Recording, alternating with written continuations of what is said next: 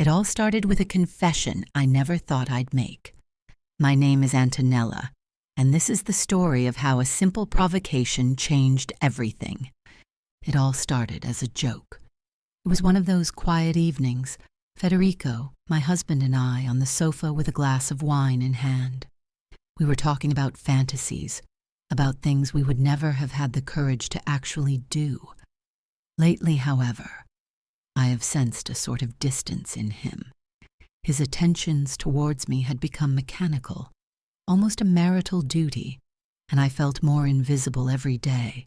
It was a devastating feeling, as if our complicity was vanishing, leaving in its place a cold, unbearable void. So, almost without thinking, I said that phrase. What if we had a triangle with Michaela? If you want to find out how this provocation turned our lives upside down and what happened next, subscribe to the channel. Federico burst out laughing, almost choking on the wine. Yes, of course, as if she accepts, he replied, exactly as I expected.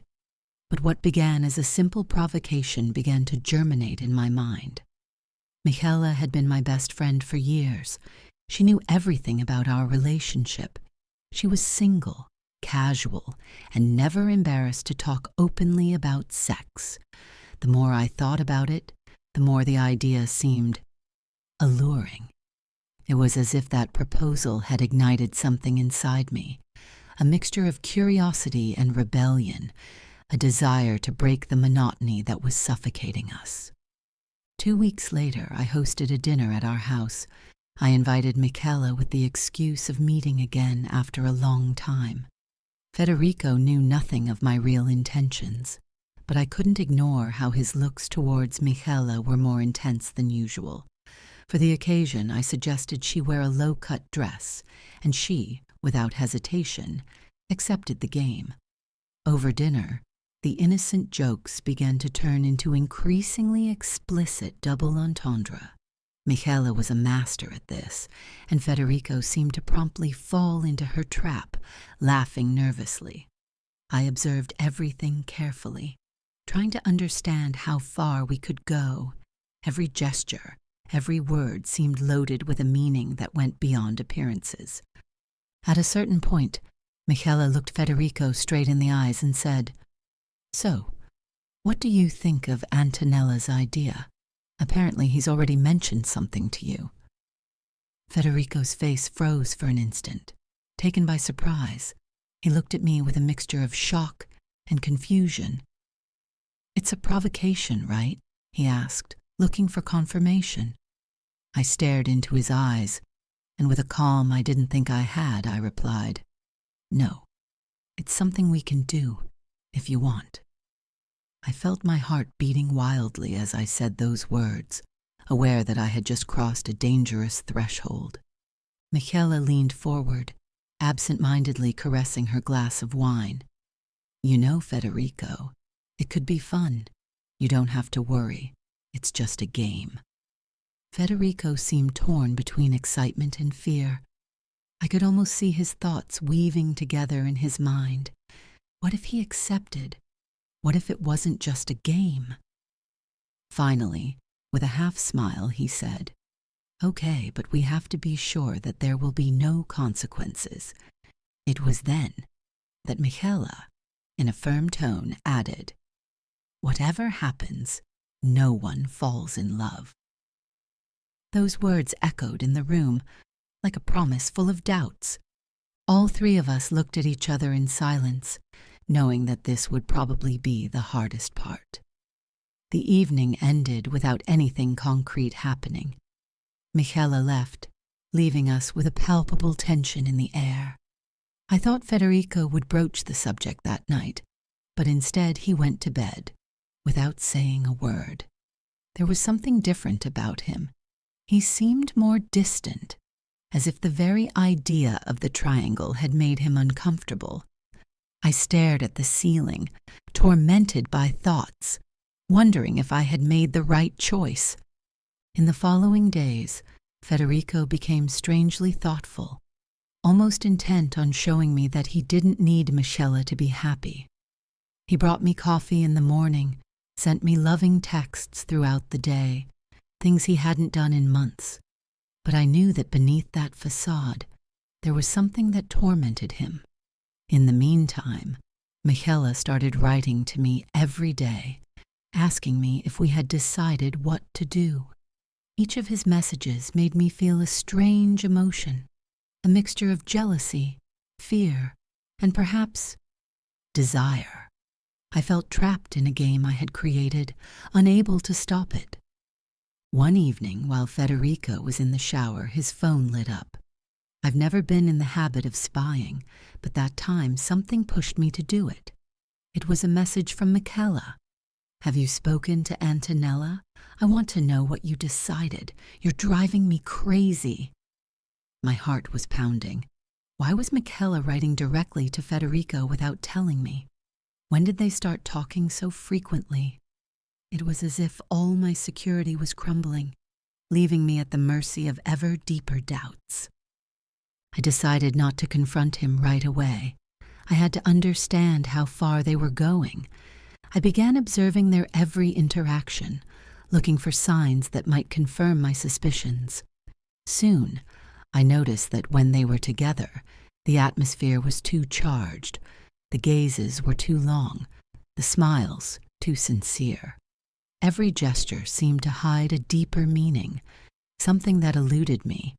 I was the one who opened this door, and now I feared something was slipping out of hand. The idea that Michela and Federico could play a game that I no longer mastered began to obsess me. Every unread message, every fleeting glance between them, every joke became a small fragment of a story I didn't fully know. I told myself that perhaps I was imagining too much, but the suspicion grew. It was a constant torment, a shadow that crept into every moment of my day.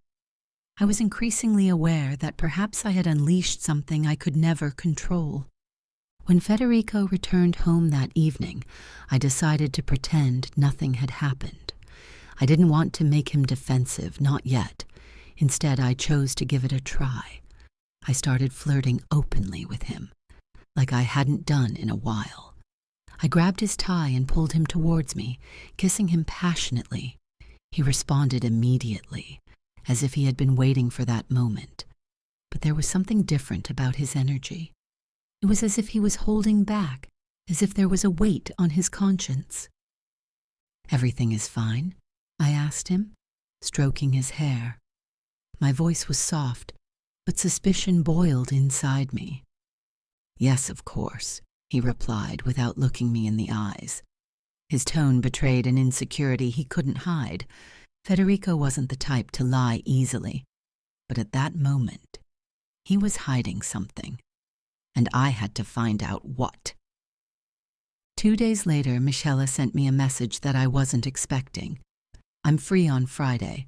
Why don't the three of us go to dinner and clear everything up?" The words rang in my mind like an alarm bell. It was too direct, too safe. I wondered what Michela knew that I still didn't know. Was he trying to test me? Or did he already have something in mind that I couldn't control? I told Federico about Michela's proposal and carefully observed his reaction. He smiled vaguely. "It can be fun. A dinner with friends, nothing more," he said, with a lightness that didn't convince me. But I knew that something much bigger would be at stake in that dinner. Friday arrived in a flash, and I prepared carefully. I wore a dress that I knew would attract attention, a deep red that revealed my cleavage. When we arrived at the restaurant, Michela was already there, sitting at the table with an open bottle of wine and a serene smile on her face, as if she were waiting for a scene that she had already imagined 1,000 times. During dinner, the tension between the three of us was palpable, even if it was disguised as light banter and seemingly harmless conversation. Michela, however, seemed to be in control of the situation, as if she was waiting for the right moment to make the final move. His gaze passed from me to Federico with a calculated slowness, as if he were evaluating our every reaction. Towards the end of the evening, Micola approached Federico to whisper something in his ear. He smiled, but it was one of those smiles that say more than 1,000 words. His face tightened for a moment, and my stomach clenched. "What did you tell him?" I asked, unable to help myself. My voice was calm, but a volcano was exploding inside me. Micola looked at me with an innocent look. "Nothing important. I just like being with you two." I was on the verge of exploding. Something was happening before my eyes, and I no longer knew if I was leading the game or if I had become its victim. That night, returning home, I couldn't get the image of Micola and Federico so close out of my head. My mind was racing in 1,000 directions, imagining scenarios I didn't even want to consider. When we arrived, Federico immediately went to bed, tired and silent. I lay awake, unable to sleep. I decided to do something risky. I opened his phone while he was sleeping. I knew the password. It had never been a problem before, but that night was different. Scrolling through the messages, I found a recent chat with Micola, and what I read made my blood run cold. I can't wait to do it again, this time without Antonella around. My breath took my breath away. Had something already happened, and I had only been the instrument? I froze with the phone in my hand, my heart pounding. I tried to breathe slowly, to put my thoughts in order. Had it really happened before? Those words could mean many things. Perhaps they were talking about a previous evening, a dinner, or an innocent encounter. But suspicion had now become a poison that I could no longer ignore. The next morning I decided not to say anything. I had to gather more evidence, understand how far they had gone. I wanted to see how far they would be willing to go, convinced that I knew nothing. A few days passed where I acted normally, as if everything was fine. I smiled at Federico, sent joking messages to Micola, and continued to play the role of the accomplice and casual wife. But inside I was plotting. Every smile, every word was a piece of the puzzle I was trying to complete. One afternoon, while Federico was at work, I sent a message to Micola. "Federico is going crazy. He can't stop talking about that evening. We need to organize something soon." His response was not long in coming. "Really? How cute. I'm ready whenever you want. You decide when." Perfect. She was convinced I was on her side. The game was mine now. That evening, without saying anything to Federico, I invited Micola home for an aperitif. I had to talk to her alone, without my husband present. When she arrived, she sat on the sofa with her usual confident air, sipping the wine I had offered her. His every gesture was studied, every word pronounced with a calm that made me uncomfortable. "At that time," he asked with a mischievous smile, "when do we decide?" I decided to cut it short and get to the point. "What really happened between you and Federico?" Micola's eyes widened for a moment, but then her smile returned, even more mocking. "Are you really ready to know the truth, Antonella? Or do you prefer to continue living in your fantasy?" His tone made me furious, but I tried to maintain control. "I want to know everything, right away." Micola placed the glass on the table and crossed her legs, enjoying every second of that moment. "None of what you think happened. At least, not yet. But Federico wrote to me several times. It was he who gave me the impression that he was ready. I just went along with it." I felt a lump in my throat. I had suspected, but hearing it said to my face like that made me waver. Federico hadn't gone through with it yet, but he had started a dangerous game with Micola, convinced that I wouldn't notice. "Why didn't you tell me?" I muttered, feeling my anger rising. "Because I was having fun seeing how far we could go," Micola replied nonchalantly. "Besides, I thought you liked risks too." His words echoed in the room, leaving me with a mixture of anger and frustration that I couldn't control.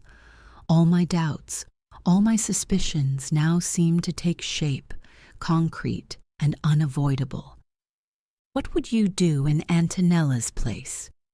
Would you give Federico another chance, or would you permanently end the relationship?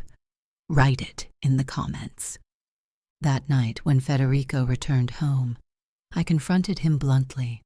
I told him about the conversation with Michela, her ambiguous behavior, their chats, and all the lies. Federico remained silent for a long moment, as if looking for an escape route, unable to bear the weight of his actions. His eyes wandered around the room, avoiding mine, while I stood still, trying to control the anger boiling inside me. It was just a game, he tried to justify himself. I didn't mean to hurt you. I thought that was what you wanted too.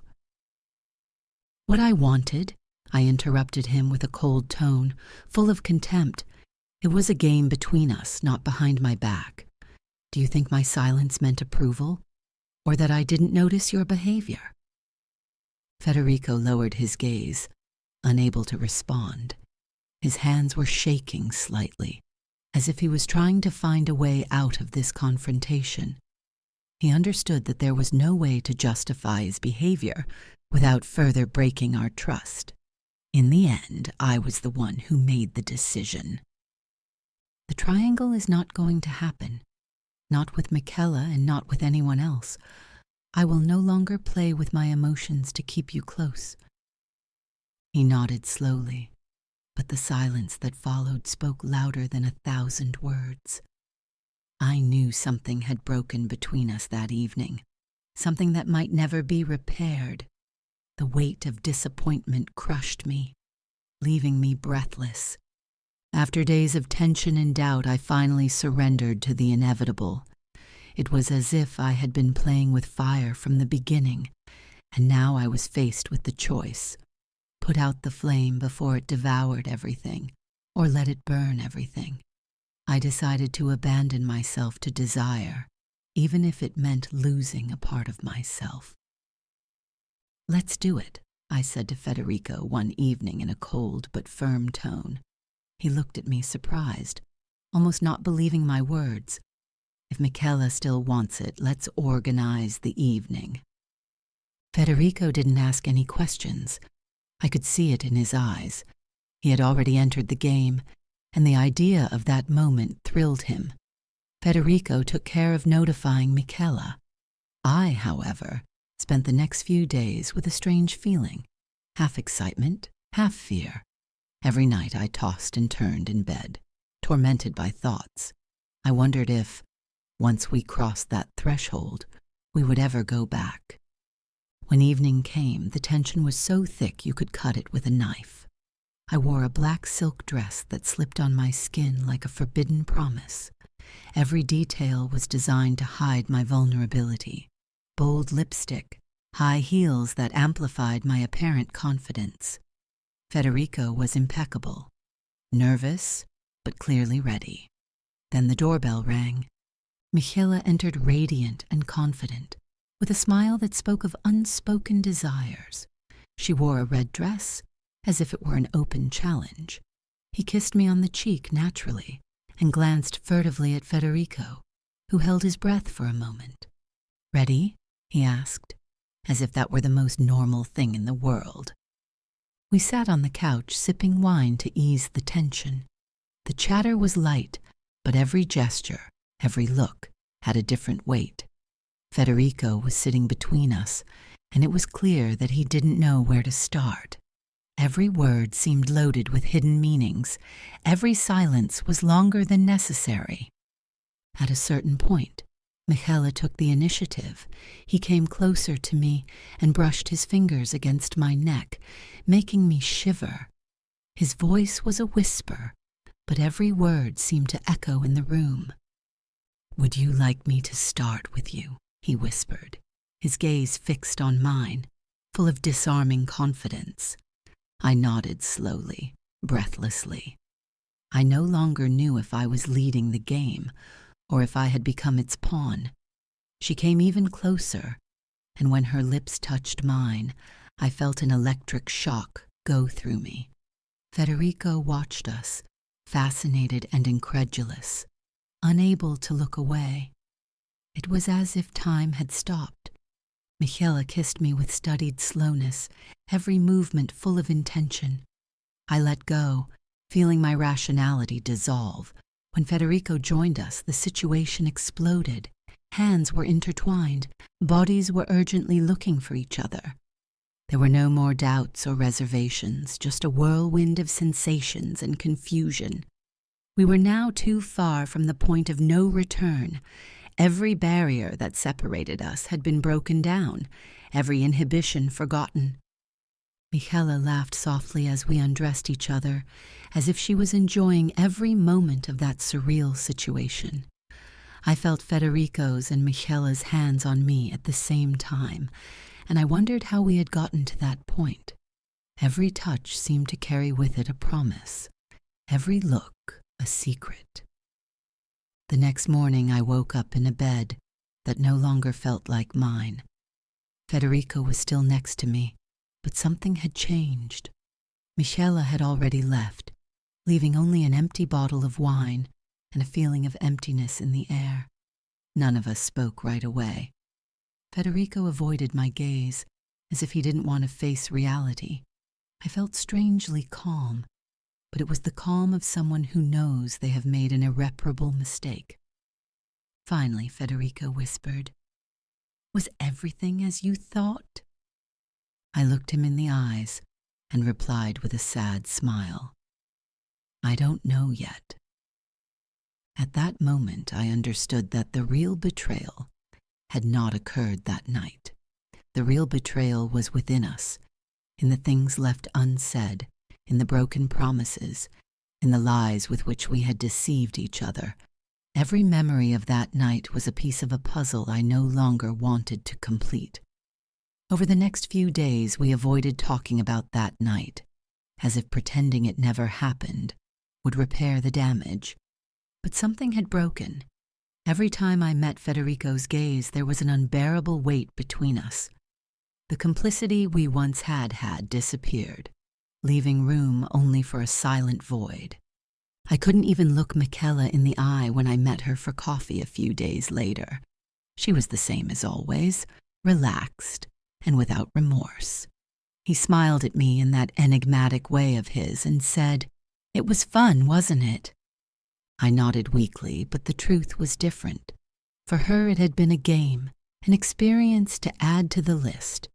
For me, however, it was the end of something important, although I still couldn't figure out exactly what. One evening, after yet another day spent in silence, Federico finally spoke up. "Antonella, we need to talk." I knew that moment would come, but I wasn't ready to face it. We sat on the couch, the same couch where it all began. He looked tense, and his words came out with difficulty. That night made me realize something. It wasn't what I wanted. I let myself be carried away by a fantasy, but the reality was different.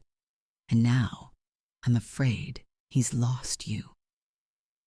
His words hung in the air like an unbearable weight that I couldn't ignore. And I, at that moment, didn't know if I could forgive him or forgive myself. Those words hit me like a punch in the stomach. I too had felt the same sensation. That experience had not united us. It had driven us apart. "I don't know if we can go back," I said, staring at my shaking hands. "It's as if we have opened a door that we can no longer close." Federico nodded slowly, as if he too had always known it. Then he came over and took my hand. "But we can try to rebuild if we really want to." At that moment, I realized that the choice was mine alone. I could stay and try to rebuild what had been shattered, or leave and try to start from scratch.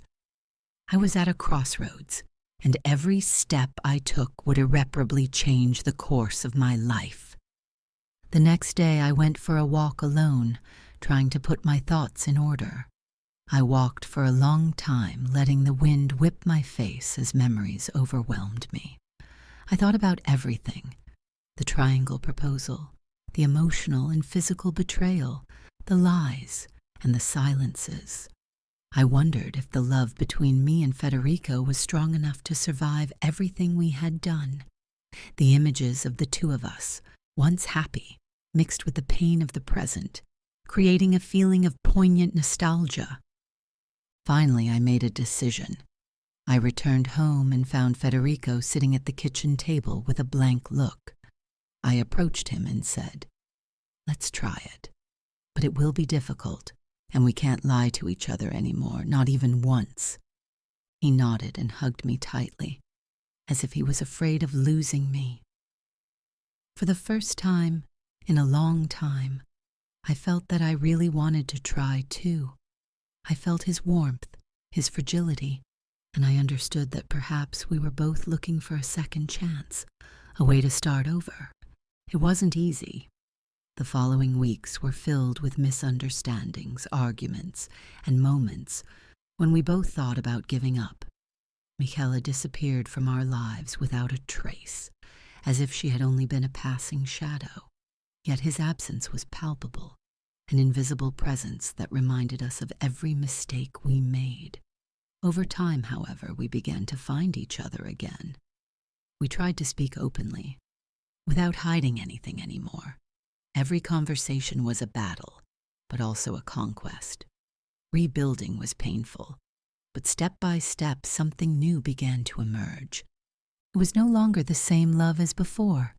It was more aware, more fragile, but perhaps also more true.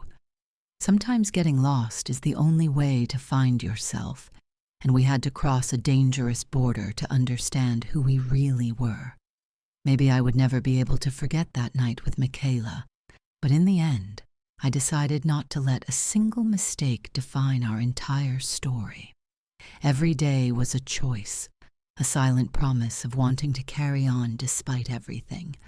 And so, despite everything, we continued together. Because ultimately, love is also this: learning to forgive, not only the other but also oneself. Starting over didn't mean erasing the past, but learning to live with it, accept it, and let it go. It was a slow and often painful process, but each step forward brought us a little closer. If you want to receive new videos of the series, write "I want the sequel" in the comments. If you liked the video, leave a like and subscribe to the channel to receive a preview of the next publications. Thank you.